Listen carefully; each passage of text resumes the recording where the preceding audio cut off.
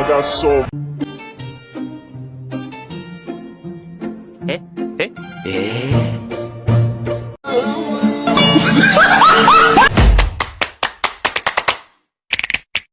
motherfucking design on right now.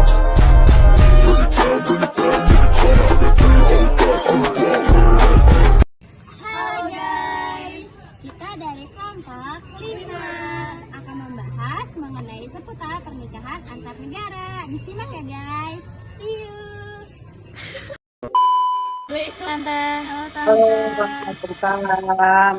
Sebelumnya perkenalkan Tante, kami dari mahasiswa kampus Universitas Sultan Ageng Tirtayasa. Kami dari semester 1 izin untuk wawancara Tante seputar mengenai pernikahan antar negara.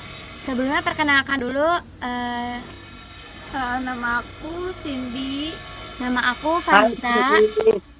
Oke. Nama aku Alicia. Oke. Jadi langsung saja ke pertanyaannya. Tante, aku mau nanya nih, gimana sih awal mula Tante ketemu sama suami? Oh, itu di Banten, di Serang. Tante lagi kerja di salon. Kalau suami lewat temen, dikenalin lewat temen.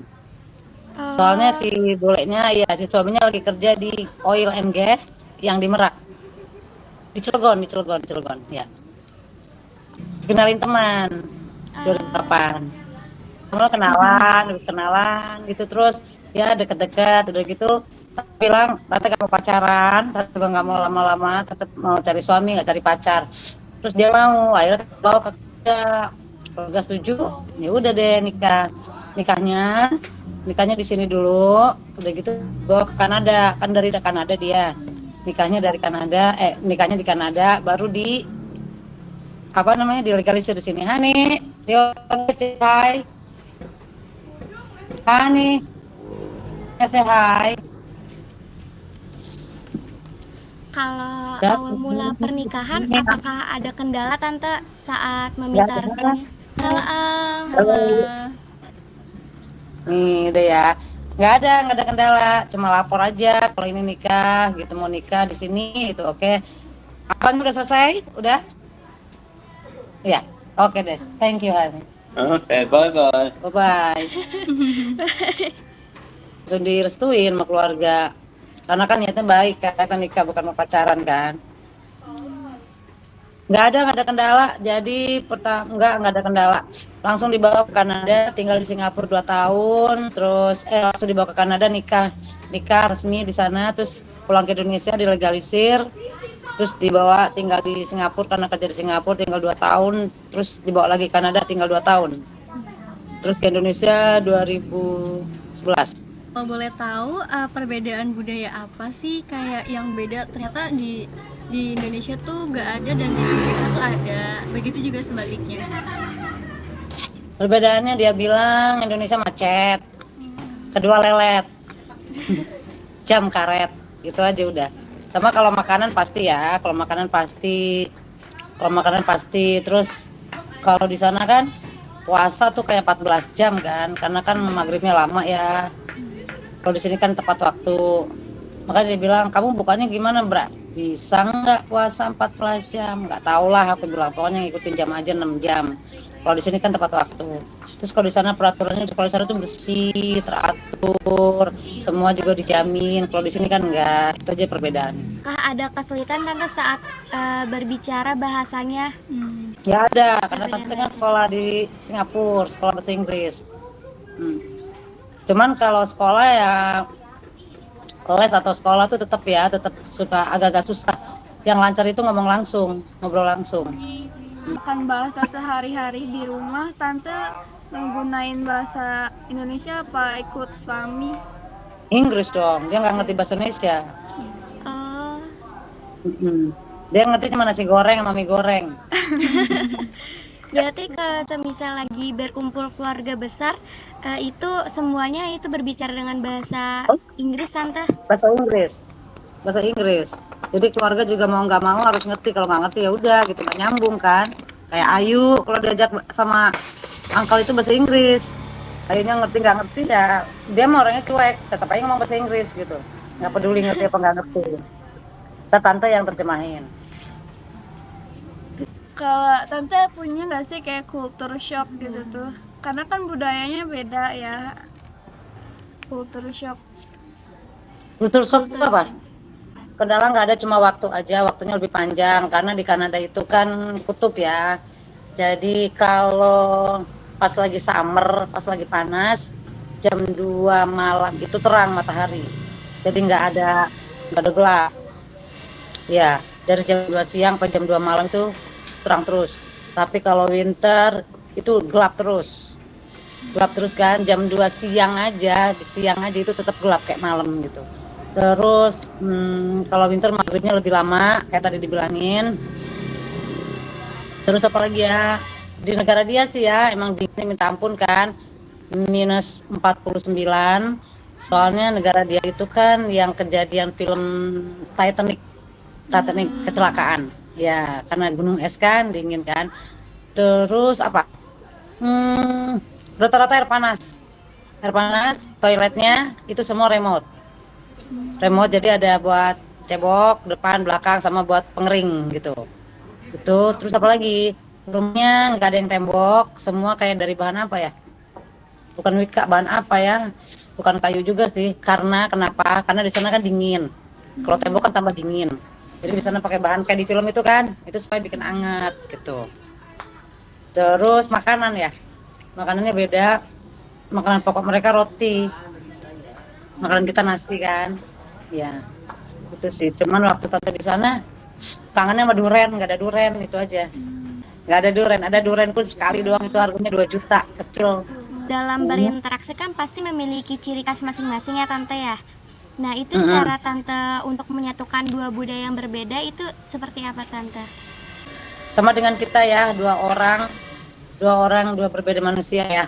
Ya karena tante perempuan, tante harus ngikutin, karena tante ngikutin budaya Indonesia.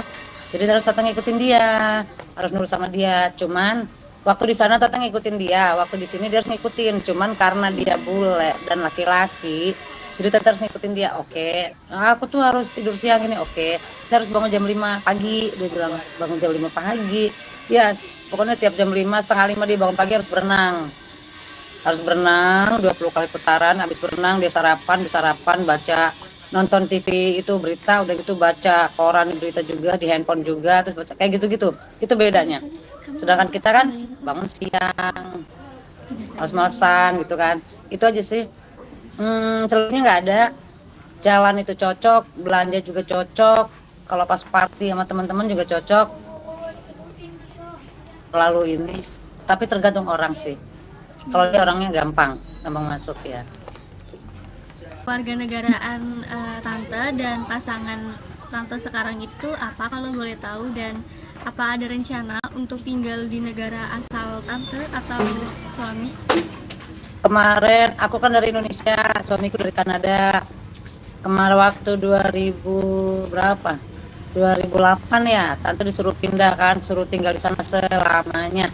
Cuma Tante nggak tahan karena puasanya 14 jam kan. Jadi Tante pengen pindah, akhirnya pindah ke Indonesia di tahun 2011. Terus mungkin memang tinggal di sini selamanya. Dan Bapak juga kerja di sini.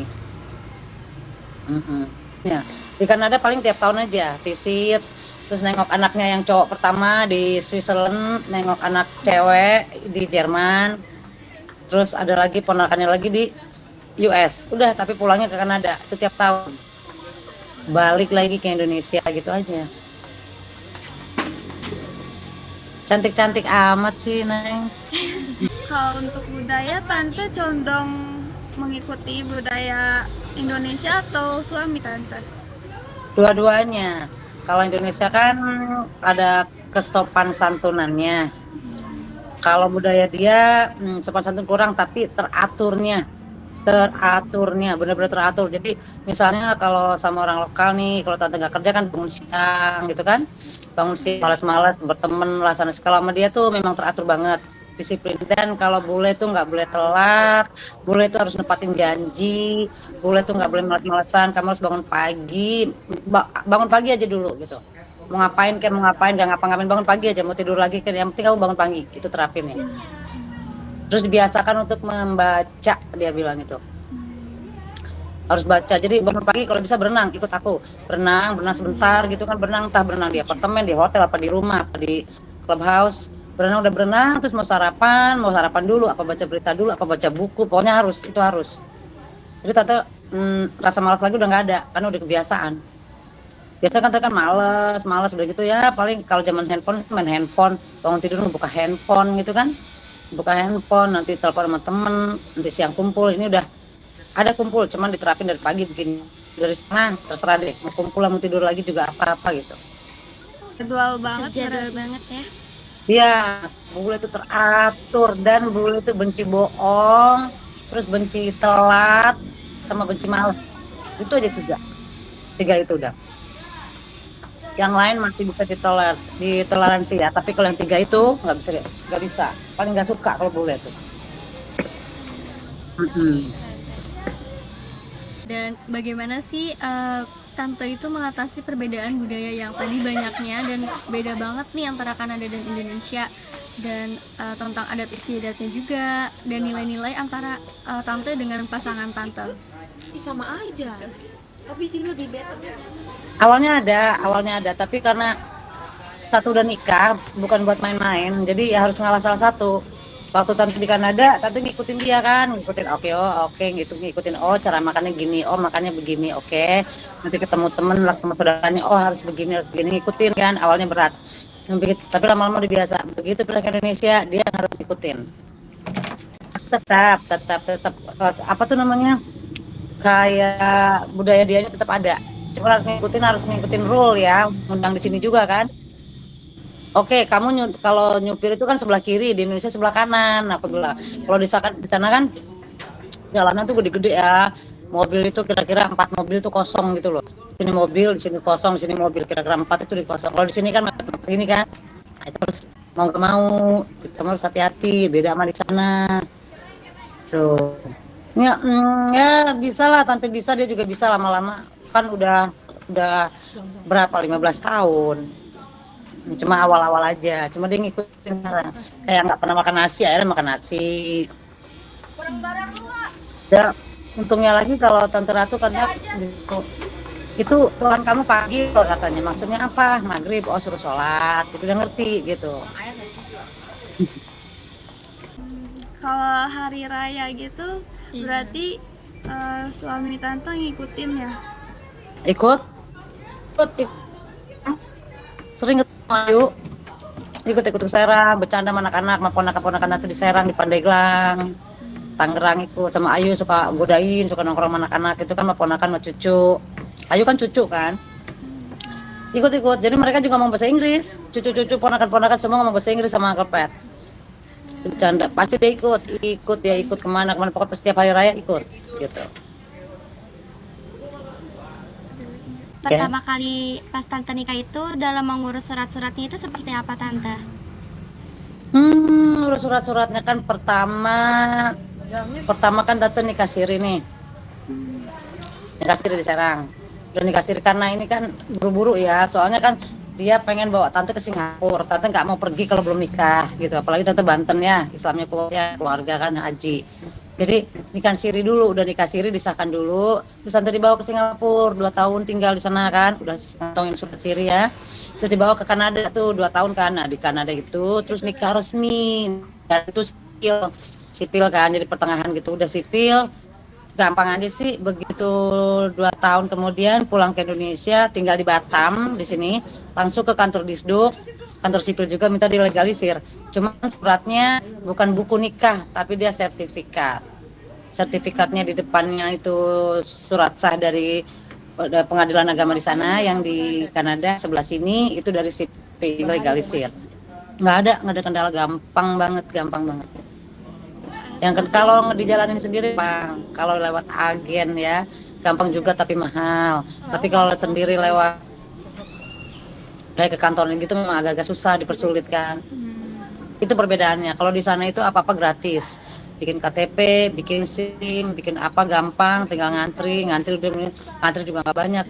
Di sini apa-apa diduitin emang. Itu udah perbedaannya. Bikin KTP aja duit, bikin SIM aja duit berapa juta gitu kan. Mau legalisir aja duit. Kalau di sana nggak, semua gratis. Semua dimudahkan, di gratis itu aja udah. Berarti dalam menghadapi sifat masing-masing nggak ada kendala ya Tante? Nggak ada, itu tergantung kita. Nggak ada, tergantung kita. Jadi dia kayak tante bangun siang segala macam, dia maunya bangun pagi gini. Oh ya udah, lama-lama diikutin kan. Oh iya, kadang-kadang dia lagi pengen sendiri, kadang-kadang lagi kumpul diikutin. Jadi nggak ada kendala.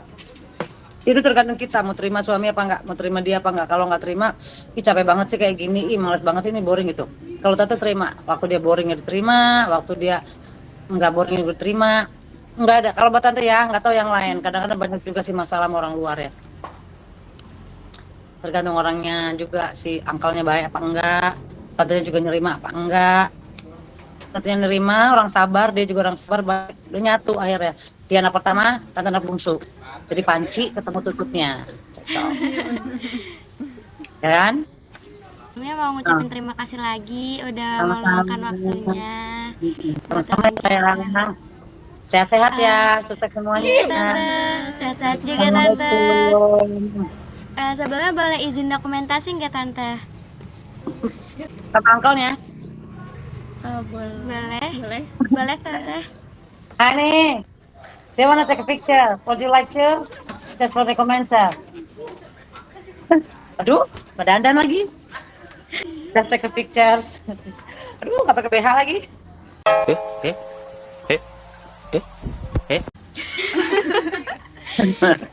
Iya, lagi nganggur di rumah.